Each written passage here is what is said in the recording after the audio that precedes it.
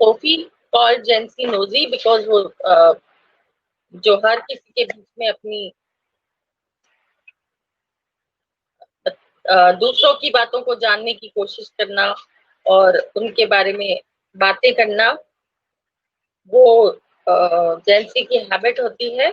और सेकेंडली, जेंसी को अगर कुछ भी पता लग गया तो वो सबको बता देगी, मतलब वो बात सब में फैल जाएगी, ऐसा वो मानती है। That is why she calls her nosy.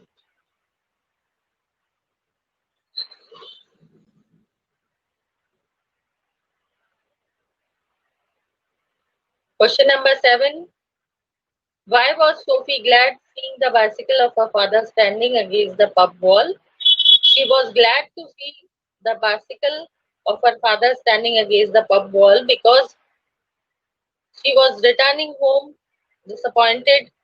She went to meet Danny Casey और वो उसकी सिर्फ कल्पना थी।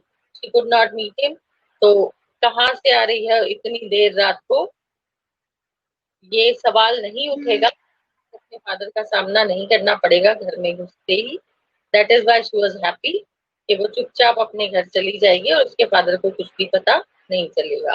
That she was out and she was waiting for Danny Casey to come. Question number 8, which was the only occasion when Sophie got to see Danny Casey in person?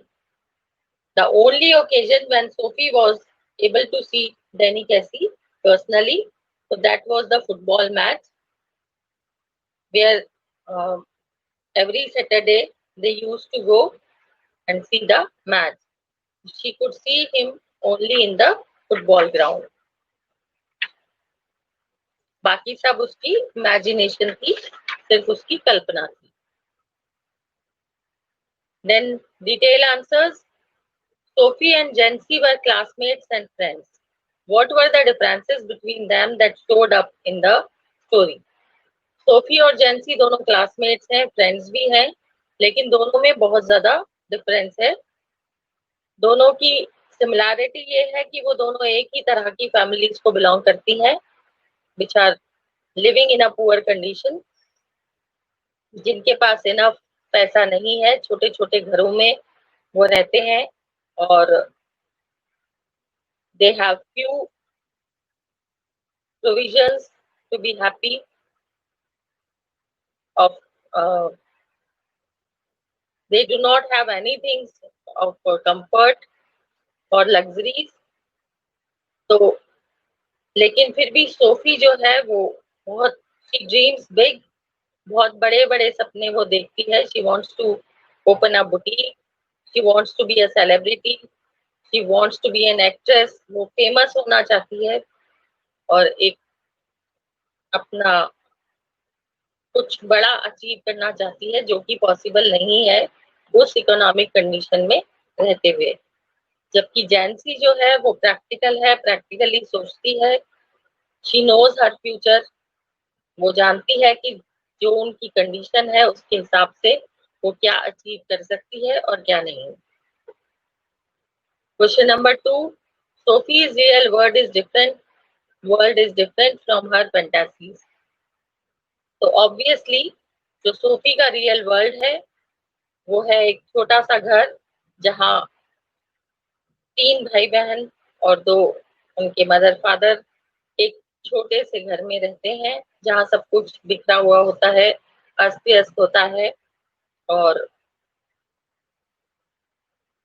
they do not have enough money to fulfill their dreams। Job इस चीज को accept कर लेता है, वो trainee mechanic बन जाता है। लेकिन सोफी कुछ बड़ा अचीव करना चाहती है, वो अपनी जो हैसियत से है उससे बढ़कर के वो सपने देखती है। She wants to open a boutique और अपनी फैंटेसीज में वो अपने आप को एक सेलिब्रिटी की तरह देखती है। She imagines that she is having a relationship with Danny Casey and डेनी कैसी इज इंटरेस्टेड इन हर। तो वो आगे जाकर के वो सोचती है कि वो एक एक्ट्रेस बन सकती है, वो अपना एक बुटीक खोल सकती है। So her real world and her fantasy are totally opposite to each other. Question number 3. What did Sophie tell her brother Geoff about Danny Casey? Sophie ने अपने ब्रदर जॉफ को बताया कि वो रॉयस के बाहर, शोरूम के बाहर आर्केड में वो डैनी कैसी को मिली थी. Danny Casey was standing there. She started talking to him and उसने उससे ऑटोग्राफ मांगा, लेकिन पेपर और पेन नहीं था, इसलिए ऑटोग्राफ नहीं दे सका वो. और उसने उसको नेक्स्ट वीक मिलने के लिए बोला है. Then he would give her the autograph and that Danny Casey was interested in her. He wants to meet her again. Comment on the aptness of the title Going Places. Going Places का मतलब है real में वो एक limited space में रहती है और लिमिटेड इकोनॉमिक कंडीशन उनकी होती है. She has nothing to entertain herself. तो वो सिर्फ कल्पनाएं करती रहती है और कल्पनाओं में वो सब जगह घूमती है, सब जगह जाती है, अपने आप को इमेजिन करती रहती है that she is having relations with Danny Casey, she is meeting him and she is becoming a celebrity. वो ये भी इमेजिन करती है कि वो जोफ के पीछे मोटरसाइकिल पर बैठी हुई है और घूम रही है उसके साथ, लोग तालियां बजा रहे हैं, उनका वेलकम कर रहे हैं. तो she imagines herself to be a big celebrity और सपनों में ही वो, अपने ख्यालों में, अपनी कल्पनाओं में ही सब जगह वो घूम लेती है. That is why the title Going Places is suitable for this lesson. Then true and false. Jancy keeps all information and secrets to herself. False. Sophie's brother is an apprentice mechanic. True. Sophie fantasizes about Gareth Bale, an Irish football player. False. Sophie wanted to buy a decent house for her parents. False.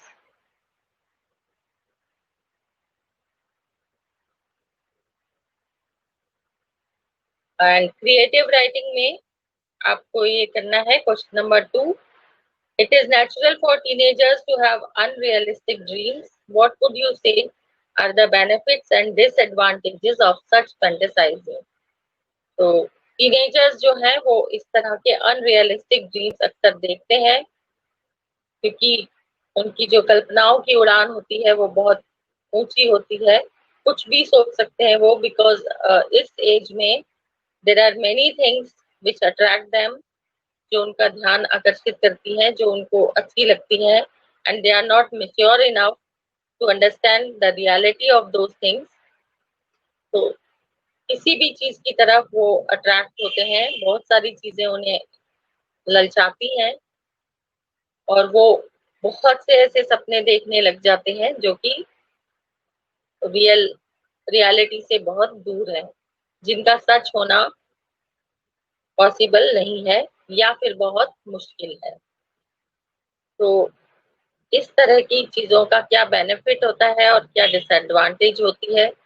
तो benefit तो ये होता है कि if you are determined to fulfil your dream, तो ऐसे बहुत सारे एग्जाम्पल्स हमारे सामने हैं जिनके लिए उस सपने को पूरा करना पॉसिबल नहीं था जो उन्होंने देखा, लेकिन उन्होंने सब कुछ किया और finally they achieve their goal, they fulfilled their dream. तो बेनिफिट तो ये है कि अगर हमारे अंदर स्ट्रॉन्ग डिटर्मिनेशन है, स्ट्रॉन्ग विल पावर है और डेडिकेशन है, डिवोशन है अपने काम के प्रति, तो हम कैसे भी करके उस सपने को पूरा कर सकते हैं. और डिसएडवांटेज ये है कि सिर्फ अगर हम सपने ही देखते हैं, उनको पूरा करने की कोशिश नहीं करते, because it cost very very very hard work. तो अगर हम वैसा नहीं करते हैं, अपनी कैपेसिटी से बढ़ करके अगर हम सपना देखते हैं, तो बहुत सारे लोग जो हैं वो सिर्फ सपने ही देखते रह जाते हैं, उसको पूरा करने की कोशिश नहीं करते हैं, और जब वो सपने पूरे नहीं होते हैं तो they suffer from disappointment and depression. उनको वो निराश हो जाते हैं, हताश हो जाते हैं, और इतने ज्यादा डिप्रेस्ड हो जाते हैं कि वो फिर फाइनली वो चीज भी अचीव नहीं कर पाते जो कि उनकी कैपेसिटी के अंदर है।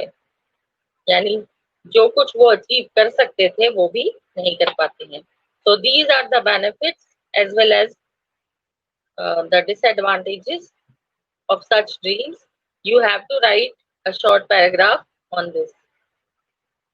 So now you have to do B, C and creative writing का आपको करना है question number 2. Is that clear? Any problem? Anything you want to ask?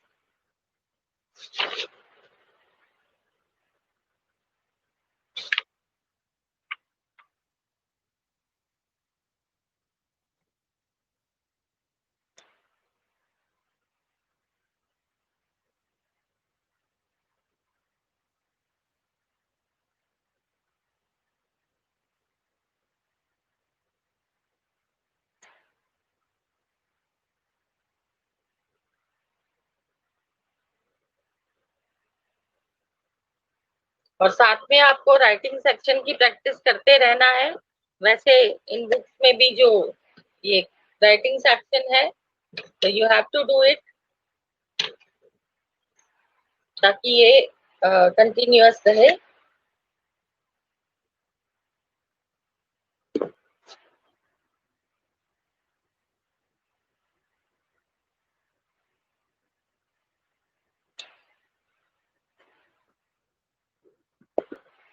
कुछ और आप लोगों को पूछना है? नेक्स्ट क्लास में हम ये स्टार्ट करेंगे lesson number 11 and then this book the course of this book will be finished.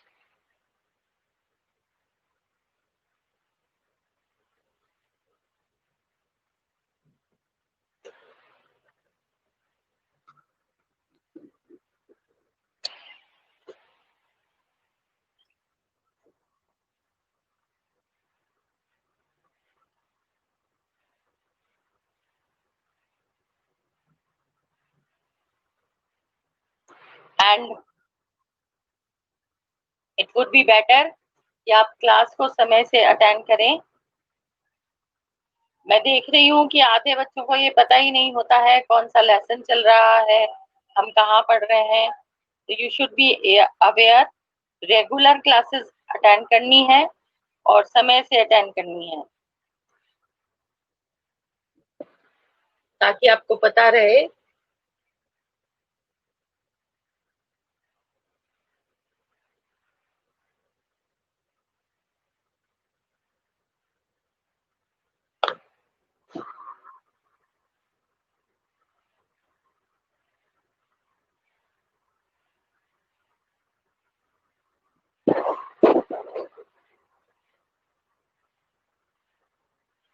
And all of you are even not attending the classes.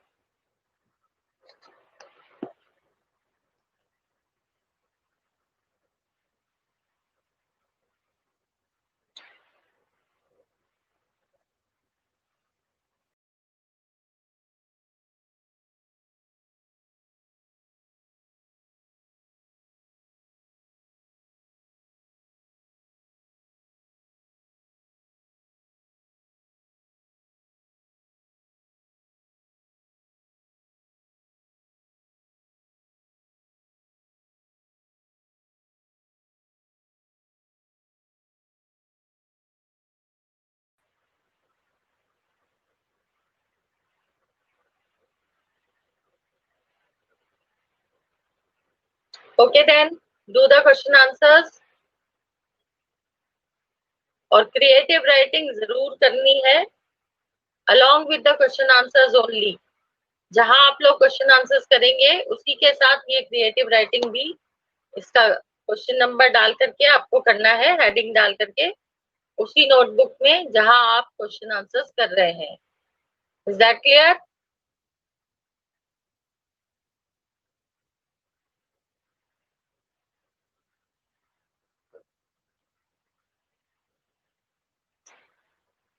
Okay then, good bye.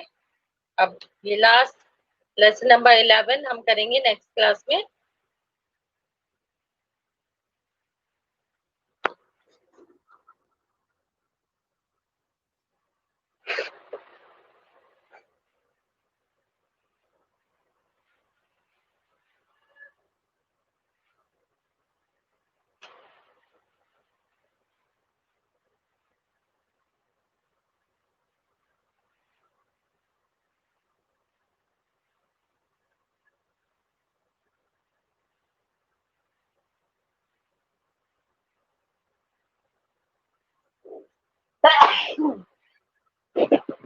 Bye all of you.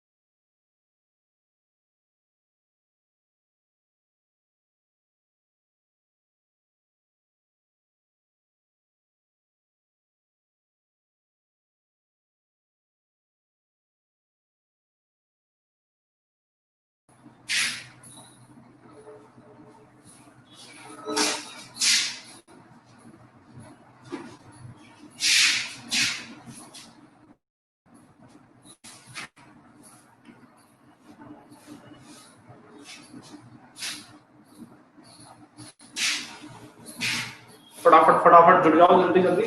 देखो आप जैसे network issue की वजह से class नहीं पढ़े, late हो गए। मैंने कल लास्ट क्लास में तुम्हें बताया था जो अपना स्पर्मेटोजेनेसिस है,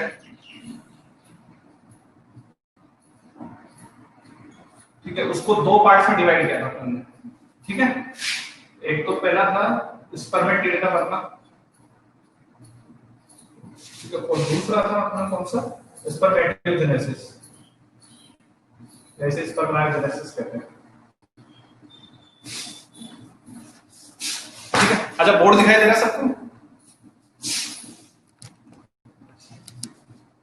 हमेशा बोर्ड दिखाई दे रहा है सिमरन?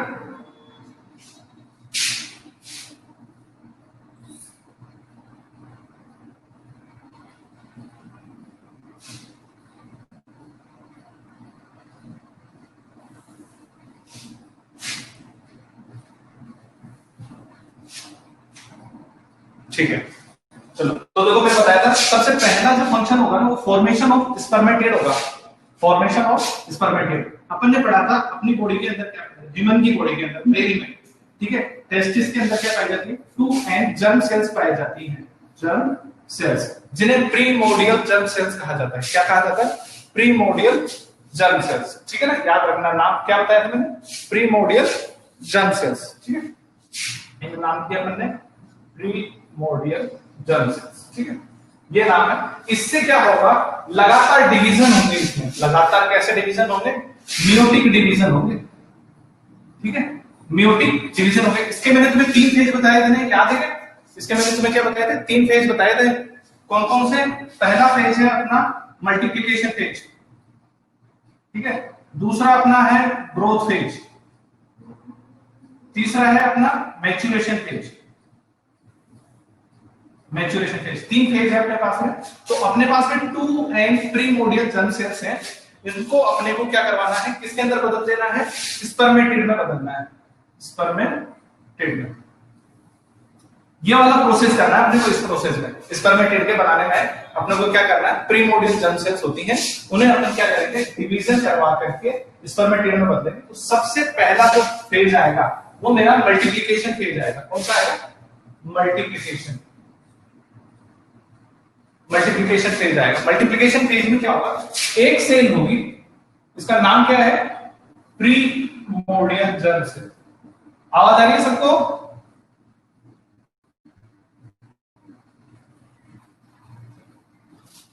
ओके, बोर्ड दिखाई दे रहा है सबको?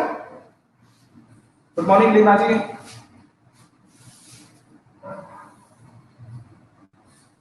तो देखो यहां पे क्या होगी, एक सेल होगी, सेल दिखाई दे रही है सबको?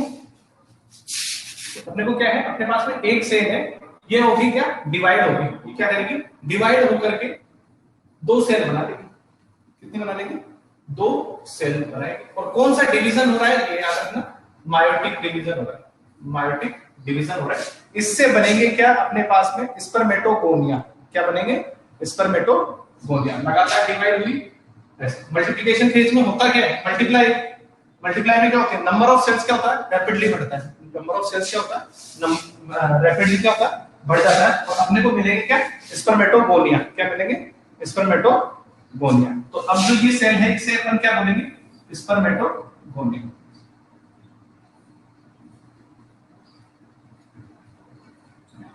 याद रखना यहाँ पे 2n सेल है, यहाँ पे भी 2n सेल चल रही है। पहले सेल्स को अपन ने नाम दिया था germ cells, primordial germ cells. अब इन सेल्स को अपन ने नाम दे दिया है, ये मेरा सेकंड नाम आया है, स्पर्मेटोगोनिया, ठीक है ना।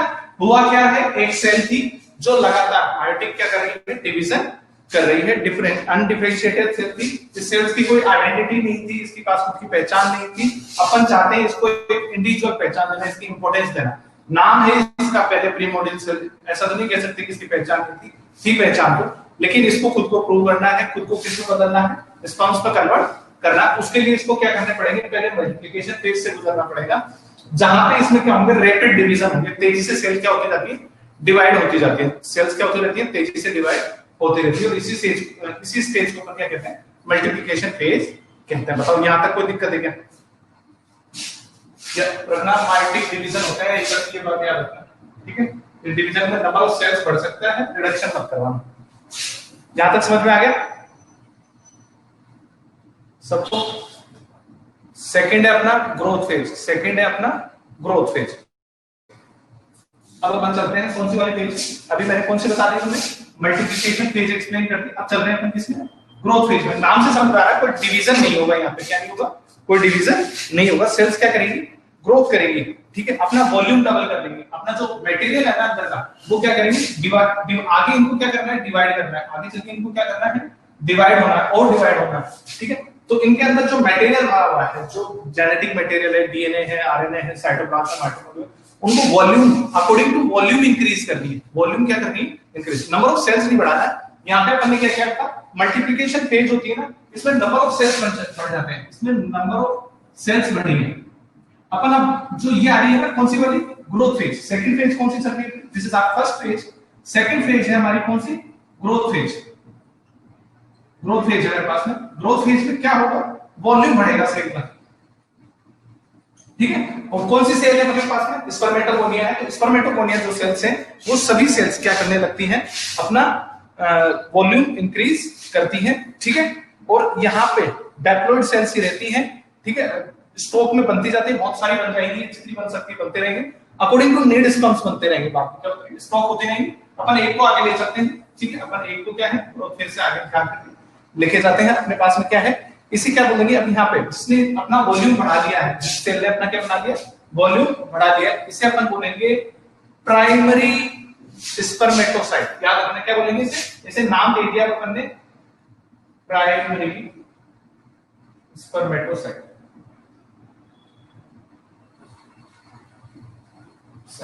Primary spermatocytes. याद रखना जो ग्रोथ फेज में सेल है वो अपने को मिली कौन सी थी, स्पर्मेटोगोनिया। अपन ने इसको तीसरा नाम दे करके क्या नाम दे दिया है, प्राइमरी स्पर्मेटोगोनिया। जहां तक समझ में आ गया, याद रखना वॉल्यूम इंक्रीज हुआ है, सेल अभी भी 2n की 2n चल रही है, ये भी 2n सॉरी, कहीं भी रिडक्शन नहीं करवाया है, कहीं भी किसी भी तरह का ऐसा कोई डिवीजन नहीं करवाया है। इनका नंबर ऑफ क्रोमोसोम्स या नंबर ऑफ डीएनए है, जेनेटिक मटेरियल वो क्या हो गया हो, रिड्यूस हो गया हो, कम हुआ हो, अभी भी सेम है, बिल्कुल वैसा के वैसा। यहां तक समझ में आ गया सबको।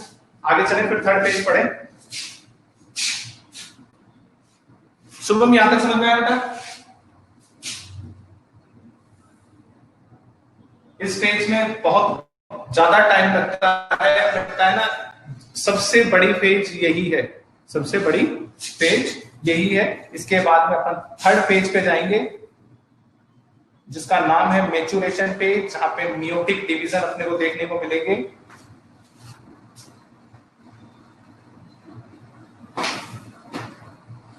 यहाँ पे अपने जो नंबर ऑफ क्रोमोसोम चल रहे हैं वो कितने हैं, 46 के 46, ठीक है।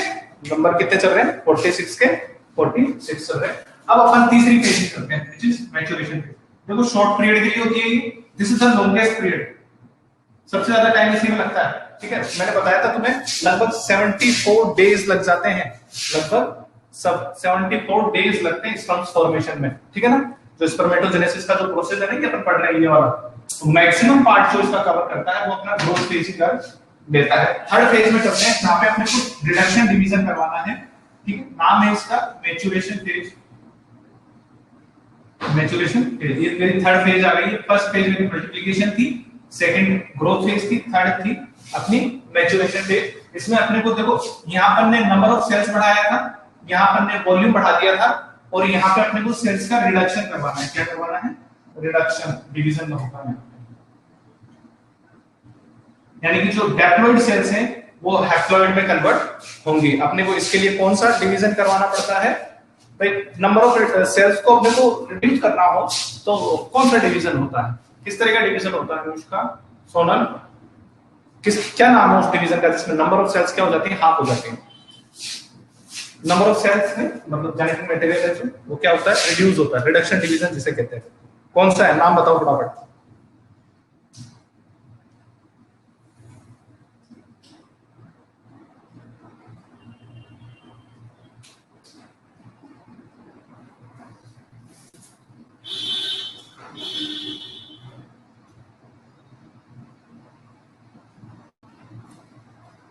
हाँ मियोसिस, ठीक है चलो। तो अपने को देखो अब यहाँ पे मैंने बताया था ना सारी सेल्स को क्या करनी है, जैसे देखो ये स्टॉक इकट्ठा हो गया, ये बाद में काम में ले लेंगे, इनको बनाने के लिए अपन एक सेल को आगे ले चलते हैं।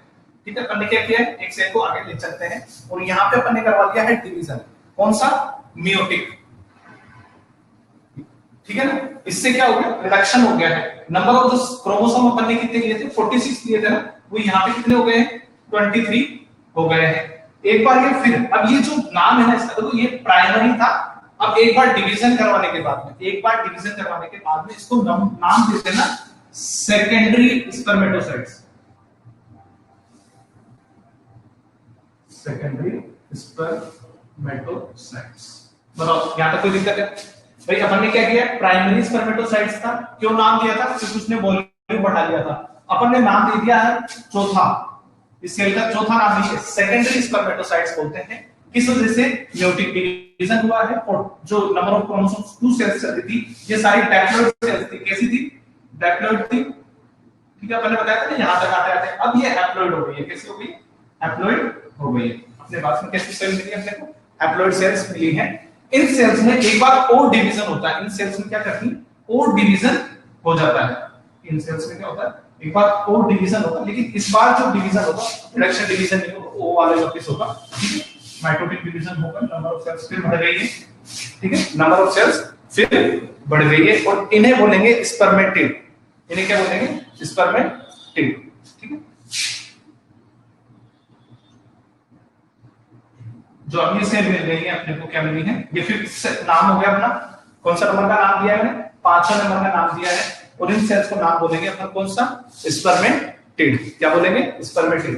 तो देखो किस तरीके से, एक प्रीमोर्डियल जर्म सेल्स थी, ठीक है, 2N सेल थी, डेप्लॉइड सेल्स थी, ठीक है ना, नंबर ऑफ क्रोमोसोम पूरा का पूरा था, जिनमें वो सबसे पहले मल्टीप्लिकेशन फेज में निकलती हैं। मल्टीप्लिकेशन फेज में वो अपने आप को क्या करती है, माइटोटिकली डिवाइड करती जाती है और नंबर ऑफ सेल्स बढ़ा देती है। इसके बाद में इन्हें नाम दिया गया स्पर्मेटोगोनिया। इन्हें नाम दिया स्पर्मेटोगोनिया। सबसे पहला नाम था प्रिमोर्डियल जर्म सेल्स, नाम पड़ गया क्या, स्पर्मेटोगोनिया। क्यों पड़ा है, क्योंकि नंबर ऑफ सेल्स बढ़ गई है। ये मल्टीप्लिकेशन फेज के बाद में सेकंड फेज में घुस जाती है, जिसका नाम है ग्रोथ फेज। ग्रोथ फेज में जो सेल मिलेंगे उनका नाम था स्पर्मेटोगोनिया। वो क्या करती है, अपना वॉल्यूम बढ़ा लेती है ताकि अपने आप को क्या कर सके, आगे के डिवीजन के लिए तैयार कर सके, आगे के डिवीजन के लिए तैयार कर सके। धीरे धीरे ये क्या करती है, वॉल्यूम इंक्रीज होने के बाद में जो सेल्स मिलेंगी उन्हें मैंने नाम दे दिया प्राइमरी स्पर्मेटोसाइट्स। ठीक है ना, प्राइमरी स्पर्मेटोसाइट। इस तरीके से अपन ने पहला और सेकंड फेज कंप्लीट कर लिया। ग्रोथ फेज में सिर्फ वॉल्यूम बढ़ा, किसी भी तरह का कोई डिवीजन अपने को देखने को नहीं मिला था। ठीक है ना, ये प्राइमरी स्पर्मेटोसाइट्स म्यूटिक डिवीजन करके रिडक्शन डिवीजन कर लेते हैं। हैप्लॉइड सेल्स थी, वो हैप्लॉइड सेल्स में कन्वर्ट हो जाती है और इन्हें नाम दे दिया जाता है सेकेंडरी स्पर्मेटोसाइट्स। इन्हें नाम क्या दिया जाता है, सेकेंडरी स्पर्मेटोसाइट्स। सेकेंडरी स्पर्मेटोसाइट्स फिर डिवाइड होती है और बदल जाती है इसमें तो एंड सेल में, एंड सेल होती है, नाम है इनका स्पर्मेटिड, नाम है इनका स्पर्मेटिड। ठीक है ना, इससे आगे चल के क्या बनते हैं, स्पर्मेटोगोनिया बनते हैं। इसी से आगे चल के स्पर्मेटोजोआ बनेंगे, आपको स्पर्म्स मिल जाएंगे। ठीक है, लेकिन अभी आपको स्पर्मेटिड मिला है। बताओ यहां तक कोई दिक्कत है क्या, यहां तक कोई दिक्कत है क्या?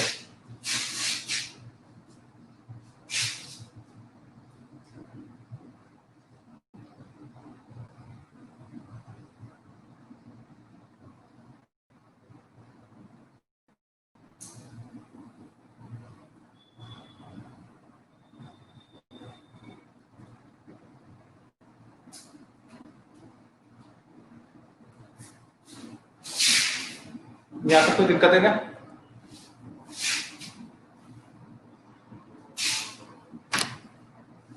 आगे सब सबको समझ में यहाँ पे, नेहा, अनुष्का, पूजा, सिमरन क्या नो आया नहीं या डाउट नहीं?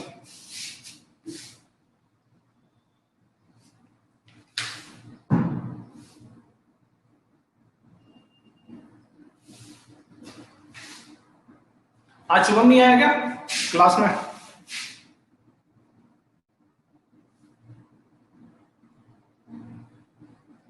आज तो बच्चे ही कम लग रहे हैं मुझे, 10-12 बच्चे दिख रहे हैं।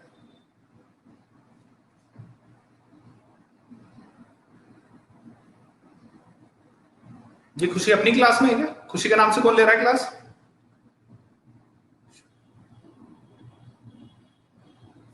चलो आगे देखते हैं। तो देखो अपन ने स्पर्मेटोजेनेसिस को स्टेप को दो टाइप्स में डिवाइड किया था। पहला टाइप था मेरा क्या, फॉर्मेशन ऑफ स्पर्मेटिड, जो अपन ने कर लिया है, फॉर्मेशन ऑफ स्पर्मेटिड। लेकिन अभी भी है ना मेल गैमेट नहीं बना है, अभी भी ये मेल गैमेट नहीं बना। मैंने बताया था ना मेल गैमेट तो तुम्हें ऐसा दिखाई देगा, मेल गैमेट तुम्हें कुछ ऐसा दिखाई देगा। अभी तो अपने को किस में से निकालना पड़ेगा, इस स्पर्मेटिड को है ना स्पर्मियोजेनेसिस वाले प्रोसेस में से पास करना पड़ेगा, तब जाके इसके बॉडी के अंदर क्या आएंगे, कुछ ऐसे चेंजेस आएंगे। भाई अपने को तो अभी राउंड शेप की सेल चल रही है, तो यहां से यहां तक, यहां से यहां तक अपने को क्या मिल रही है, राउंड शेप की सेल्स मिल रही है, ठीक है ना। अब और एक बात पे याद रखना, एक क्वेश्चन आया हुआ है, प्राइमरी स्पर्मेटोसाइट से कितने स्पर्मेटिड मिलते हैं, एक प्राइमरी स्पर्मेटोसाइट से कितने स्पर्म्स मिल सकते हैं, तो आप याद रखना 4 मिलेंगे। एक प्राइमरी स्पर्मेटोसाइट से अपने को 4 स्पर्मेटिड मिले, तो इससे 4 स्पर्म्स मिल जाएंगे, ठीक है। तो अभी भी क्या नहीं है, उस स्ट्रक्चर में नहीं है, उस शेप में नहीं है जहां पे क्या कर सके, उतना फंक्शन कर सके जितना इसका काम होता है, ठीक है। तो इसके लिए अपने को स्पर्मेटिड को किसमें बदलना पड़ता है, स्पर्मेटोजोआ में बदलना पड़ता है, और इस प्रोसेस को अपन बोलते हैं स्पर्मियोजेनेसिस, ठीक है ना। 2 स्टेप पढ़ रहे थे अपन, फॉर्मेशन ऑफ स्पर्मेटिड, अब सेकंड स्टेप में आ गए अपन स्पर्मियोजेनेसिस, ठीक है ना। चलो आगे चले, आगे बढ़े, सब तैयार हो ना, कोई पीछे रह जाएगा?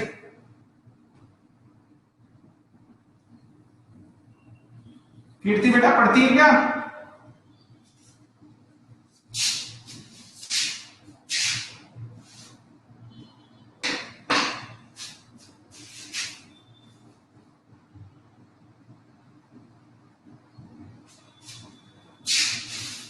तो देखो अपने को तो ये सेल मिल गया ना, इसके अंदर बहुत सारी चीजें, साइटोप्लाज्म है, इसके अंदर गोल्गी अपरेटस है, इसके अंदर सेल के अंदर तो सारे सेल ऑर्गेनल्स तो मिलेंगे ही मिलेंगे, आरएनए भी होगा, डीएनए भी होगा।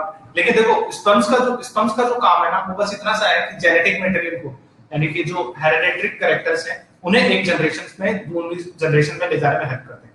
इसके लिए उसका जो बॉडी वेट है, ठीक, उसकी जो शेप है वो चेंज होनी चाहिए, मोटाइल होना चाहिए। स्पर्म्स क्या करते हैं, ट्रेवल करके जाते हैं ना, ठीक है ना। स्पर्म्स क्या होती है, टेल होती है ना, टेल बननी चाहिए उसमें, ठीक है ना। उसके लिए उसको पूरी बॉडी का वेट है ना, कोई एक्स्ट्रा वेट कैरी करेगा तो ज्यादा दूर नहीं चल पाएगा। तो आपके सर के ऊपर बहुत सारा वजन लाद दिया जाए तो आप ज्यादा थोड़ी ना चल सकते हो, आपकी जो काम करने की जो कैपेसिटी वो क्या हो जाएगी, डिक्रीज हो जाएगी। इससे बचने के लिए स्पर्म्स में क्या किया जाता है, स्पर्म बनाने के लिए उसके अंदर जो एक्स्ट्रा मटेरियल है, पानी है, साइटोप्लाज्म है, या सेल के अदर ऑर्गेनल्स, उन्हें क्या कर दिया जाता है, बाहर निकाल दिया जाता है, उसे लाइट वेट बनाया जाता है, उसे मोटाई बनाया जाता है, ताकि वो क्या कर सके, आसानी से मूव कर सके, ताकि वो क्या कर सके, आसानी से मूव कर सके, ठीक है ना।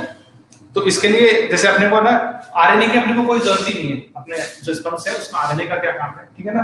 कौन सी प्रोटीन बनवानी है अपने को तो सिर्फ क्या चाहिए, जेनेटिक मटेरियल चाहिए। डीएनए है वो अपना क्या काम कर देता है, हेरेडिटरी मटेरियल की तरह बिहेव कर लेता है। तो अपने को सिर्फ डीएनए रखना होता है। और अलग अलग एनिमल्स में स्पर्म्स की शेप भी अलग अलग होती है। जैसे ह्यूमन का होता है वो ओवल शेप होता है, ठीक है, कुछ में पॉइंटेड होते हैं, ठीक है ना, कुछ में ट्रायंगल शेप होते हैं। अलग अलग एनिमल्स की, अलग अलग स्पर्म्स की क्या हो सकती है, शेप हो सकती है। तो उसकी जो शेप में भी चेंजेस आते हैं, और ये सारा काम किस में होता है, स्पर्मियोजेनेसिस में होता है। जैसे सबसे पहला जो काम होगा ना, उसे बोलते हैं एक्रोसोमल फॉर्मेशन, एक्रोसोमल फॉर्मेशन, ठीक है, एक्रोसोम फॉर्मेशन।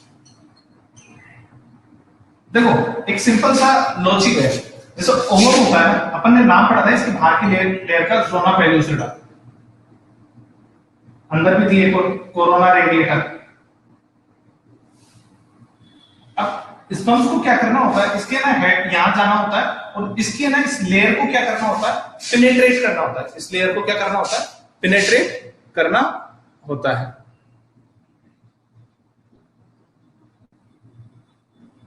ठीक है। इसके लेयर को क्या करना होता है, अपने को पेनिट्रेट करना होता है, छेद करना होता है। इस छेद को करने के लिए, इस पेनिट्रेशन को सक्सेसफुल बनाने के लिए, ठीक है, इस पेनिट्रेशन को सक्सेसफुल बनाने के लिए इसके पास कुछ ऐसा मटेरियल होना चाहिए जिससे कि इसकी क्या हो जाए, जो आउटर लेयर है ये क्या हो जाए, डाइजेस्ट हो जाए। आउटर लेयर है ये क्या हो जाए, डाइजेस्ट हो जाए कंप्लीटली, पूरी तरीके से क्या हो जाए, डाइजेस्ट हो जाए। जब तक ये डाइजेस्ट नहीं होगी तब तक अपना कोई काम नहीं होगा। तो इसकी जब तक ये लेयर डाइजेस्ट नहीं होगी तब तक स्पर्म का जेनेटिक मटेरियल अंदर जाएगा कैसे, नहीं जा सकता। तो इसके लिए इसके पास में स्पेसिफिक एंजाइम पाया जाता है व्हिच इज हाइलुरोनोडेज, ठीक है, एंजाइम होता है जो इसकी क्या करता है, आउटर लेयर को क्या करता है, एक जगह से डाइजेस्ट करके अंदर चला जाता है, ठीक है। तो इसके लिए इसके पास में जो स्पर्म का जो हेड होता है वो अपने को पॉइंट, अभी अपन नेक्स्ट टॉपिक जो पढ़ेंगे उसमें स्पर्म की स्ट्रक्चर ही समझेंगे कि स्पर्म किस तरीके का दिखाई देता है। तो उसके जो हेड होता है उसके ऊपर एक स्पेसिफिक कैप लगी रहती है, ठीक है। स्पर्म जो होता है कुछ ऐसा दिखाई देता है, ये बीच में जो ओवल शेप है इसके ऊपर एक कैप लगी रहती है ऐसे,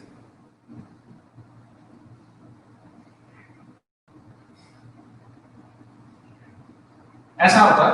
तो जो ये आगे वाला पार्ट है इसे एक्रोसोम बोलते हैं। क्या बोलते हैं? एक्रोसोम बोलते हैं। इस एक्रोसोम के अंदर ही क्या होता है, डाइजेस्टिव एंजाइम भरे रहते हैं, डाइजेस्टिव एंजाइम भरे रहते हैं, ठीक है ना।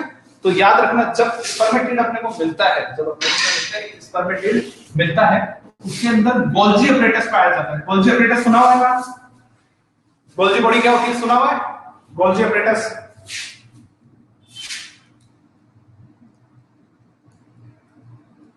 किसने डिस्कवर किया था भाई? वैज्ञानिकों, वैज्ञानिक नहीं, डॉक्टरों। किसने इन्वेंट किया था गोल्जी बॉडी को? नाम किसने दिया है गोल्जी अपरेटस या गोल्जी बॉडी? क्या मेरी गोल्जी? सिमरन ठीक कह रही है क्या बेटे? ये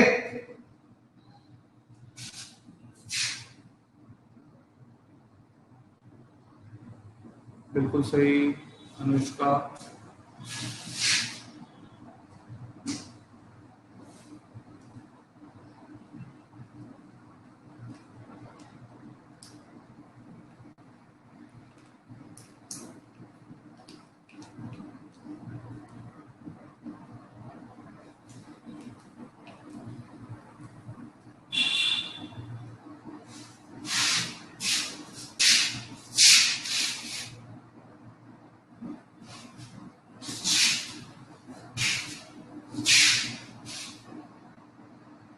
बिल्कुल सही है, ठीक है, चलो।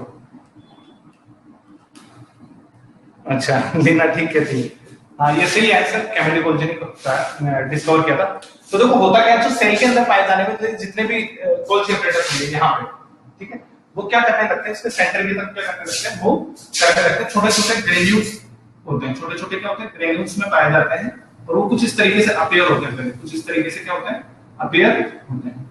बाद में ही ग्रेन्यूल्स क्या करते हैं, इनमें से कोई भी एक ग्रेन्यूल के पास में स्पेस जनरेट होगा व्हिच इज कॉल्ड क्या, वैक्यूल। उसे क्या कहते हैं, वैक्यूल कहने लगते हैं। वैक्यूल में से कोई भी एक एक्रोसोम का पार्टिकल क्या होता है, इकट्ठा होता है, डेंस होता जाता है, जिसे एक्रोसोमल ग्रेन्यूल कहा जाता है। क्या कहते हैं, एक्रोसोमल ग्रेन्यूल। वो ऐसे इकट्ठा होकर के यहाँ डेंस होता जाता है, ठीक है, डेंस होता चला जाएगा, सारे पार्टिकल्स इसको सपोर्ट करेंगे और इसके चारों तरफ क्या बनने लगती है, वैक्यूल बनने लगती है।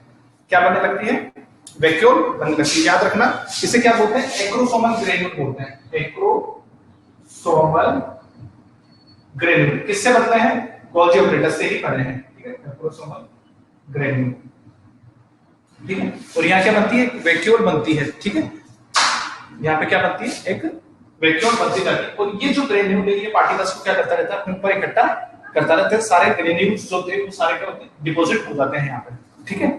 इसकी वजह से इसकी चारों तरफ क्या होने लगती है, जो इनकी जो वैक्यूल की जो मेम्ब्रेन है वो इसके चारों तरफ डबल कवर कर जाती है इस तरीके से।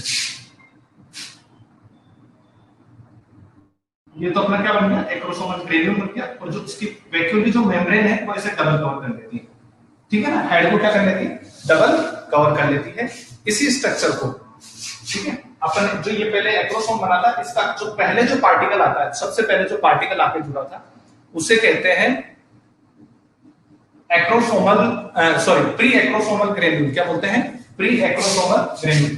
नाम इसका एक्रोसोमल ग्रेन्यूल यहां रखेंगे। इससे पहले जो पार्टिकल जुड़ेगा, काम करते हैं, इसको स्टेप वाइज पढ़ लेते हैं। डायग्राम में हमारे बुक में 5-6 डायग्राम दे रखे होंगे। धीरे धीरे पार्टिकल्स क्या, इनमें से कुछ पार्टिकल्स क्या होने लगते हैं, डिपॉजिट होते हैं और एक वैक्यूल जनरेट करने लगते हैं। इसे कहते हैं अपन pre acrosomal granule,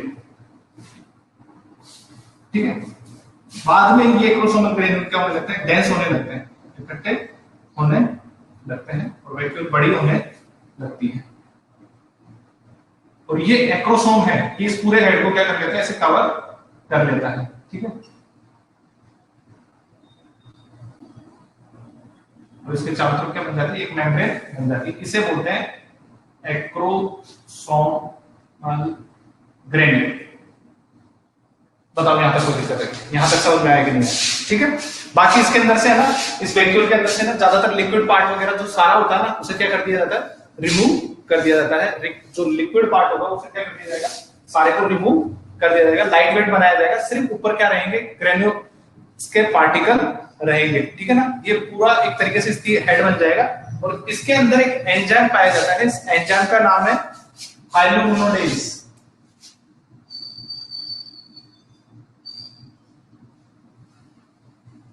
base enzyme, ये आगे चल के अपनी हेल्प करेगा। हाइलुरोनिडेज, आवाज नहीं आ रही है मुझका, आवाज आ रही है सबको?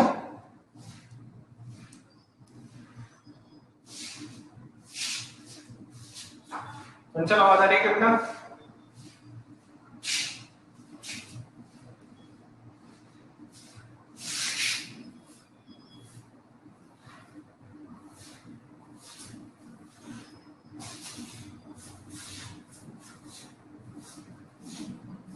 चलो ठीक है,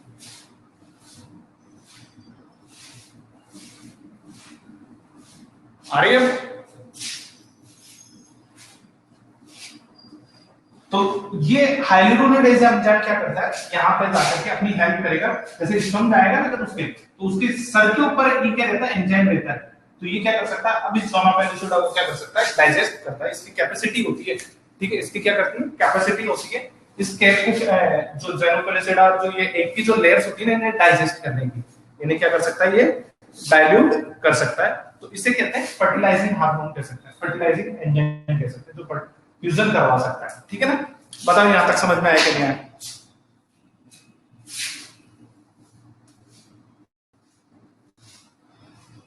एक्रोसोम फॉर्मेशन समझ में आ गया सबको?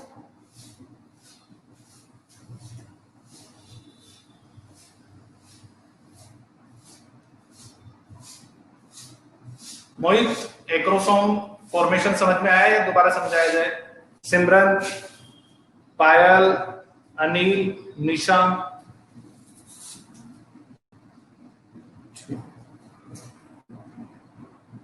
अच्छा ठीक है। चलो एक बार शॉर्ट में फिर से मैं रिकैप कर देता हूँ। अदर पॉइंट का फ्लो चल रहे हैं हमारे। होता क्या है, सेंटर के चारों तरफ अपने को इसको क्या करना होता है, स्पर्मेटेड को है ना, जो यहाँ से अपने को स्पर्मेटेड होना है, उसको लाइट वेट बनाना होता है, ठीक है। इसके लिए इसके ऊपर क्या पाए जाते हैं, इसके ऊपर जो गोल्जी अपरेटस पाए जाते हैं वो इसके हेड की तरफ इकट्ठा होने लगते हैं। उनमें से कोई एक, कोई भी एक, ठीक है ना, वो कलेक्ट होने लगता है, एक्यूमुलेट करते हैं, जिसे नाम दे देते हैं अपन प्री एक्रोसोमल ग्रेन्यूल। क्या नाम देते हैं, प्री एक्रोसोमल ग्रेन्यूल। सारे एक्रोसोम्स क्या होते हैं, एक जगह, और ये किससे बन रहे हैं, गोल्जी अपरेटस से बन रहे हैं, याद रखना, गोल्जी अपरेटस, गोल्जी बॉडी जिसे कहते हैं, ठीक है ना। ये सारे कलेक्ट करके क्या बनाते हैं, एक पार्टिकल बनाते हैं जिसे ग्रेन्यूल कहते हैं। ग्रेन्यूल अपन मोटे दाने को कह सकते हैं, ठीक है ना। धीरे धीरे ये क्या होता है, हेड के ऊपर आ जाता है।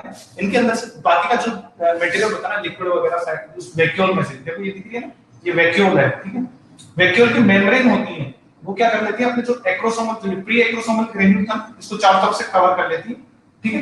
अब इस एक्रोसोम को अपन क्या कहते हैं, एक्रोसोमल ग्रेन्यूल कहते हैं। प्री एक्रोसोमल तो पहले जो कैरी कर रहा है, ठीक है ना।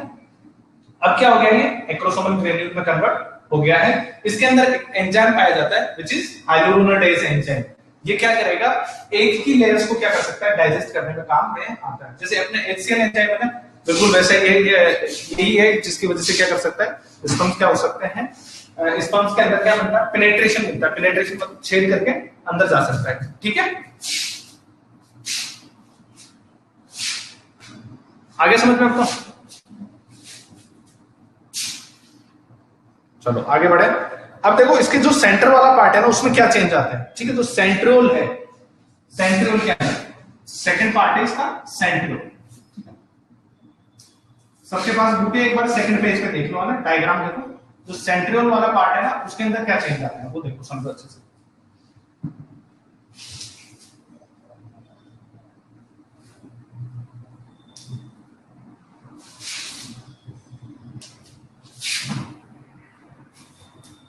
देखो एक मिनट छोटा सा डायग्राम बना लो। ठीक है। अपन ने एक्रोसोम बना लिया, अभी अभी अपन ने क्या बनाया था, एक्रोसोम वाला पार्ट बना लिया था, नीचे वाले पार्ट की बात करते हैं, ठीक है। यहाँ पे नेक्स्ट के नेक पाई जाती है, स्पर्म की क्या होती है, नेक होती है। डायग्राम देखो सब एक बार बुक में पीछे की तरफ, नेक पाई जाती है। इसके पास में अपना जो सेंट्रोसोम होता है, नाम सुना हुआ है सेंट्रोसोम, सेंट्रोसोम नाम सुना हुआ सबने?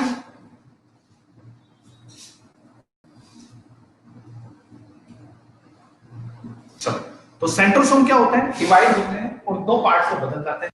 जो एक सेंट्रोसोम तो क्या होता है, इसके नेक के पास से बन जाता है, एक सेंट्रोसोम तो क्या होता है, इसके नेक के पास बन जाता है और एक चला जाता है इसके डिस्टल पार्ट की तरफ, ठीक है। तो सेंट्रोसोम क्या करता है, डिवाइड होकर दो पार्ट्स में बदल जाता है, ठीक है ना। एक सेंट्रोसोम जो यहाँ आ जाता है, एक यहाँ रहता है, ठीक है।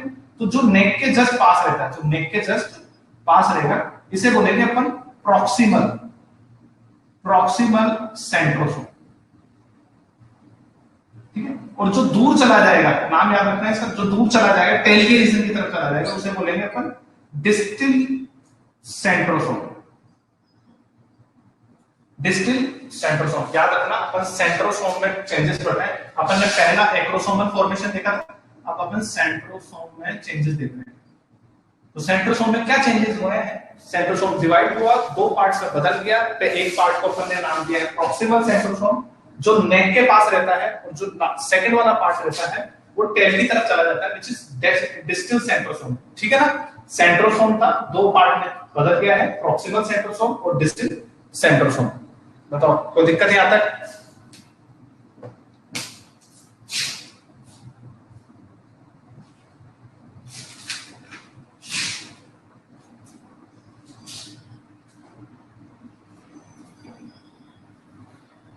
अब यहाँ पे क्या बनती है, एक्सेल फिलामेंट बनती है, इसके बीच में से क्या बनती है, एक्सेल फिलामेंट बनने लगती है, ठीक है ना। जो डिस्टल सेंट्रोसोम है ना, इसमें से क्या बनने लगती है अपने को, एक एक्सेल फिलामेंट बनेगा स्पर्मेटोजोवन की, ठीक है ना। यानी स्ट्रेट एक लाइन सी बन जाती है, ठीक है ना, कुछ इस तरीके से, जिससे जो आगे चल के क्या बनाती है, इसकी टेल बनाती है, जो इसके आगे चल के क्या बनती है, टेल बना देती है। एक बात और याद रखना, जो अपने माइटोकॉन्ड्रिया होते हैं ना, वो स्पेसिफिक अरेंजमेंट में यहाँ अरेंज हो जाते हैं, ठीक है। स्पेसिफिक अरेंजमेंट में यहाँ अरेंज होते हैं कुछ इस तरीके से। देखो,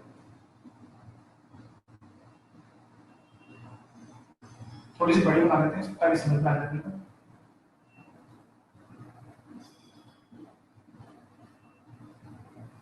डायग्राम से कुछ दिखाई दे रहा है,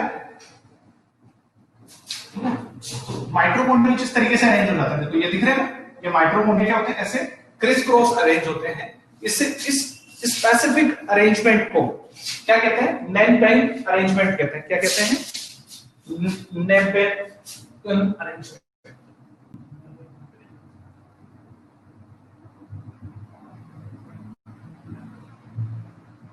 ठीक है ना। और ये इसकी क्या बनती है, बॉडी का, इसके मिड से यहां होते हुए नीचे क्या चली जाती है, टेल का फॉर्मेशन होता है। और ये वाला जो पार्ट है, नाम दिया था डिस्टल सेंट्रोसोम, ठीक है ना। माइटोकॉन्ड्रिया क्या होता है, कुछ स्पाइरल रूप में, ठीक है, कुछ स्पाइरल रूप में क्या हो जाता है, अरेंजमेंट एंड हो जाता है किसके बीच में, जो प्रॉक्सिमल सेंट्रोसोम है और डिस्टल सेंट्रोसोम है उसके बीच में। यहाँ पे क्या बन जाते हैं, माइटोकॉन्ड्रिया अरेंज हो जाते हैं इस तरीके से, ठीक है ना। इसे कहते हैं नेम्ब्रेनल अरेंजमेंट, ठीक है ना। और लास्ट में जो पार्ट है वो क्या बना देता है, अपना टेल बना देता है। ये क्या बना देता है, इसका हेड होता है, इसमें आपके तीन पार्ट होते हैं, ये अपना हेड पार्ट हो गया, ये अपनी बॉडी हो गई, ठीक है, या मिडिल पीस भी बोल सकते हैं इसको, और ये अपना क्या बन गया, टेल। तो जो बॉडी वाला पार्ट है वो क्या है, अपना माइटोकॉन्ड्रिया है, वही वाली बात है, पावर हाउस से एनर्जी प्रोवाइड करने का काम करेगा इसको, ठीक है ना। अब माइटोकॉन्ड्रिया कुछ स्पाइरल इस रूप में अरेंज हुए हैं, ठीक है ना, ताकि क्या कर सके, टेल अच्छे से मूव कर सके। टेल को जो एनर्जी चाहिए ना वो यहीं से ही मिलती रहेगी। बताओ कोई दिक्कत है क्या यहाँ पे?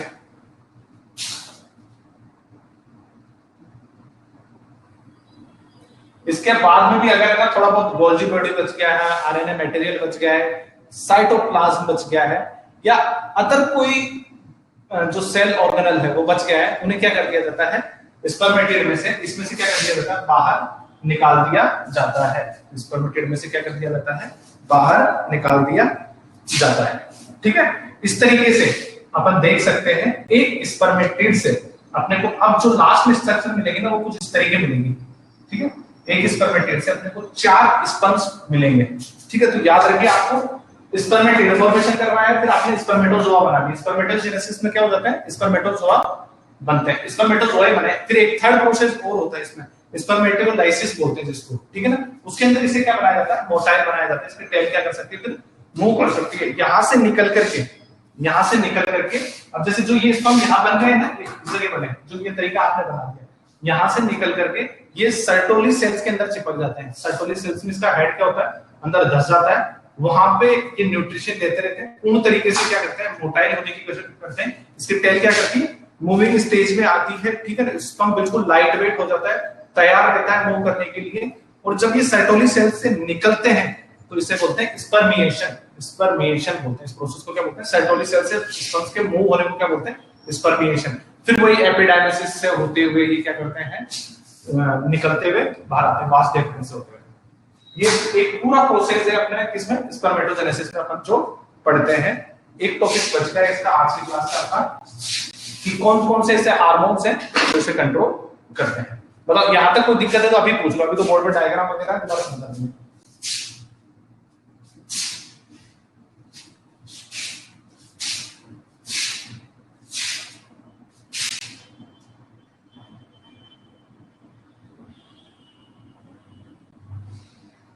मैं समझ में आ गया बेटा, कैन साहब, अनुष्का, सिमरन समझ में आ गया बेटा, मोहित, लीना, अगर कोई डाउट है तो पूछ लो।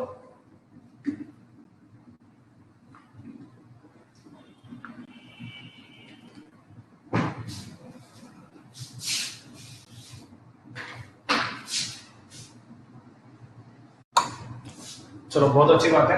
अब एक काम करोगे मेरे लिए ना, आज है ना छोटा सा काम करना, स्पर्म का डायग्राम बनाने की कोशिश करना, ठीक है। आपके बुक में सबके पास में है, और उसकी जो स्ट्रक्चर है ना वो पढ़ने की कोशिश करना। स्ट्रक्चर पढ़ोगे तो अपना समझ में आ जाएगा। और एक इस डायग्राम पे फोकस रखना। ये ना ऐसे गोले गोले ऐसे मत सोच लेना सब ने अंडे अंडे बना के छोड़ दिए, क्या इजी है, एक अंडा लिया, 2 अंडे बनाए, 4 अंडे, ऐसे नहीं है। ये इसमें और oogenesis में डायग्राम सेम बनेगा, देखना लास्ट के रिजल्ट बहुत बदल जाते हैं। इसमें और oogenesis दोनों में कंपेयर भी करेंगे अपन लास्ट में। आप याद रखना, अभी जो प्रीमोर्डियल जर्म सेल्स थी ना, एक, ठीक है ना, उसको यहां तक लेके आओ पहले प्राइमरी स्पर्मेटोसाइट्स तक। अब आप याद रखना, एक प्राइमरी स्पर्मेटोसाइट्स आपको 4 स्पर्म देती है। एक प्राइमरी स्पर्मेटोसाइट से आपको क्या मिले थे, 4 स्पर्म मिले थे, ठीक है। चलो नेक्स्ट क्लास में मिलते हैं, okay, good bye, thank you for joining. Ambika bye, Ambika सबसे पहले बाय करती है, लीव कर दो बेटा, तुम सब क्लास लीव कर दो, टाटा।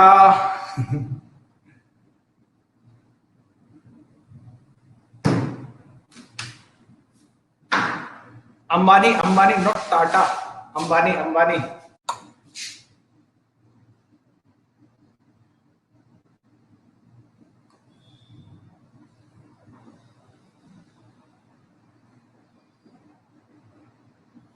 Good bye.